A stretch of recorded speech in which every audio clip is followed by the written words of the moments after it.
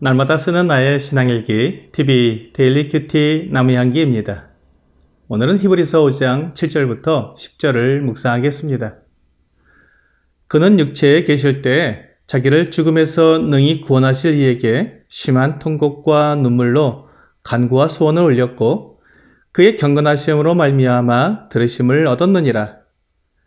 그가 아들이시면서도 받으신 고난으로 순종함을 배워서 온전하게 되셨은즉 자기에게 순종하는 모든 자에게 영원한 구원의 근원이 되시고 하나님께 멜기세덱의 반차를 따른 대제사장이라 칭하심을 받으셨느니라. 예수 그리스도는 완전하신 하나님이시며 완전하신 사람이십니다. 만약 예수 그리스도께서 사람이 되시지 않았다면 사람의 연약함과 아픔을 직접 경험하지 못하셨기 때문에 우리의 사정과 형편을 주님께서 이해하실 수 있을지 의심이 들 수도 있었을 것입니다. 그런데 놀라운 것은 우리 주님께서 우리와 똑같은 사람이 되신 것입니다.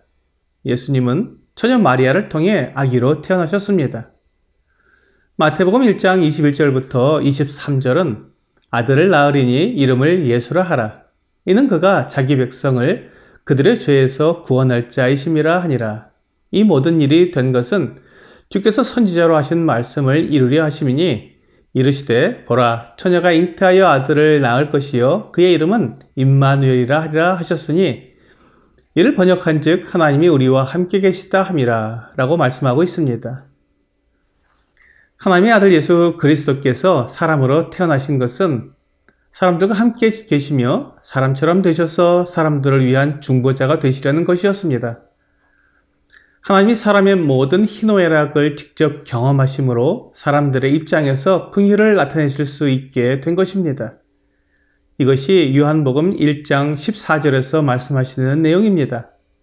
말씀이 육신이 되어 우리 가운데 거하심에 우리가 그의 영광을 보니 아버지의 독생자의 영광이요 은혜와 진리가 충만하더라. 말씀은 만물을 지으시고 만물의 근원이신 하나님의 아들을 가리키고 있습니다. 그리고 그분이 육신이 되셨습니다. 하나님은 영이시기 때문에 육체가 없지만 이제 사람과 동일한 육체를 가지신 것입니다. 그리고 사람들 가운데 거하시며 먹고 마시고 울고 웃으셨습니다. 예수님은 피곤하시고 또 시장하기도 하셨습니다. 육체의 고통과 심령의 고통을 다 경험하셨습니다. 그리고 그런 어려움을 겪고 있는 사람들을 불쌍히 여기셨습니다. 마태복음 15장 32절은 예수께서 제자들을 불러 이르시되 내가 무리를 불쌍히 여기노라. 그들이 나와 함께 있은지 이미 사흘임에 먹을 것이 없도다. 길에서 기진할까 하여 굶겨 보내지 못하겠노라 라고 말씀하시고 누가복음 7장 13절은 주께서 과부를 보시고 불쌍히 여기사 울지 말라 하시고 라고 말씀하시며 요한복음 11장 33절은 예수께서 그가 우는 것과 또 함께 온 유대인들이 우는 것을 보시고 심령에 비통히 여기시고 불쌍히 여기사라고 말씀하고 있습니다. 주 예수님도 이 땅에 계실 때 아버지 하나님께 기도하시고 그 기도에 대해 응답을 받으셨습니다. 그러므로 우리의 기도에 응답하시는 것이 얼마나 중요한지 알고 계십니다. 요한복음 11장 41절과 42절입니다.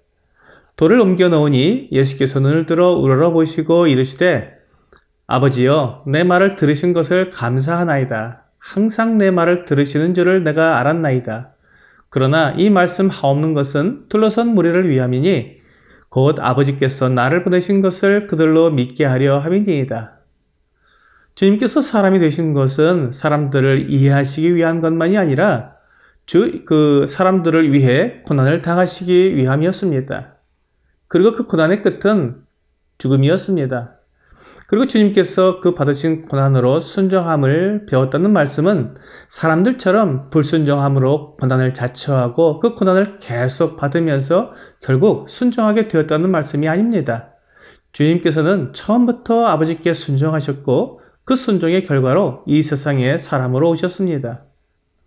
그리고 이 세상에서 생활하신 모든 과정 가운데 아버지께 철저히 순종하셨습니다. 그렇게 순종하는 과정 속에서 고난을 받으신 것입니다. 그러므로 순종에는 고난이 동반되는 것을 우리에게 보여주시고 있는 것입니다. 요한복음 15장 20절은 내가 너희에게 종이 주인보다 더 크지 못하다 한 말을 기억하라.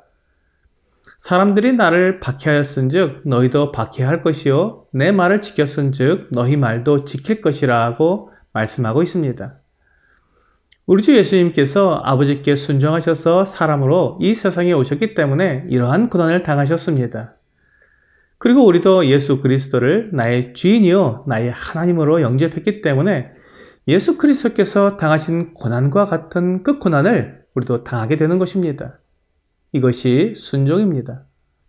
이와 같이 우리 주 예수님께 순종하는 자들을 주님은 약속대로 구원해 주실 것입니다.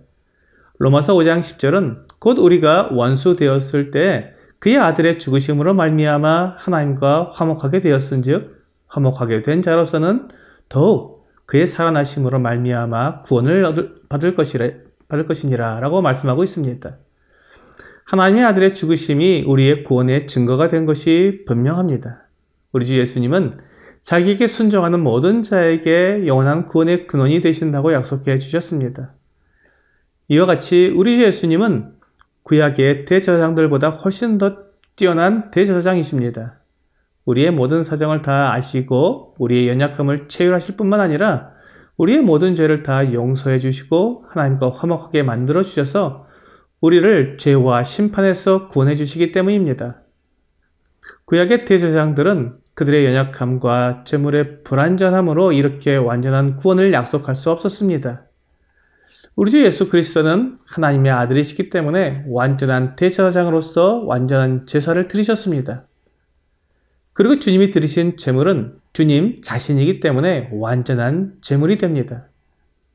자신을 제물로 드리셔서 우리를 영원히 완전하게 하나님과 화목케 하시는 주 예수님은 우리의 완전한 대제사장이십니다.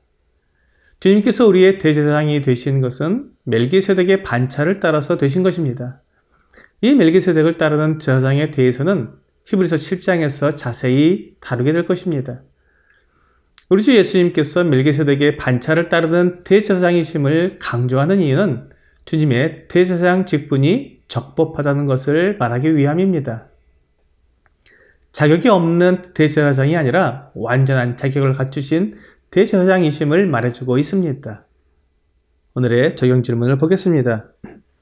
예수 그리스도께서 하나님께 순종하심으로 고난을 받은 것이 나에게 어떤 교훈을 주고 있습니까?